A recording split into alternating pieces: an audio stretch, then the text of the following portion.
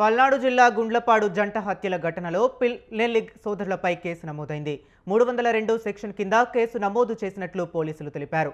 ఏ5గా పిన్నెల్లి రామకృష్ణారెడ్డి, ఏ6గా పిన్నెల్లి వెంకటరామరెడ్డిని చేర్చారు. సార్వత్రిక ఎన్నికల తరువాత ప్రశాంతంగా ఉన్న పల్నాడులో శనివారం సాయంత్రం టీడీపీ నేతలను అదే పార్టీకి చెందిన మరికొంతమంది హత్య చేశారు. అయితే ఈ హత్యల వెనుక మాచర్ల వైసీపీ మాజీ ఎమ్మెల్యే పిన్నెల్లి హస్తం ఉన్నట్లు స్థానిక ఎమ్మెల్యే జూలకంటి బ్రహ్మారెడ్డి స్థానికులు ఆరోపిస్తున్నారు. ఈ మేరకు పోలీసులు తాజాగా ఎఫ్ఐఆర్ నమోదు చేశారు. మొత్తం 7గురిపై కేసు నమోదు చేయగా 4 నిందితులు పోలీసులు అదుపులో ఉన్నట్లు తెలుస్తుంది.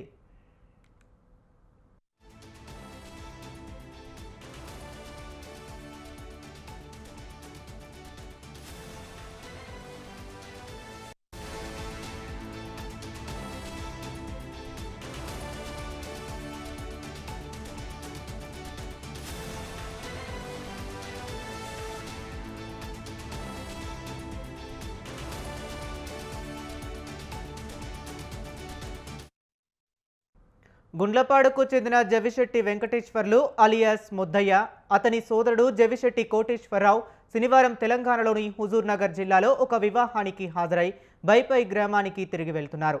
సాయంత్రం 5 గంటల సమయంలో వెల్దుర్తి మండలం బొదిలవీడు వద్దకు వచ్చేటప్పటికీ ఓ స్కార్పియో వాహనం వీరి బైక్ను వేగంగా ఢీకొట్టి ఈడ్చుకుంటూ వెళ్లిపోయింది.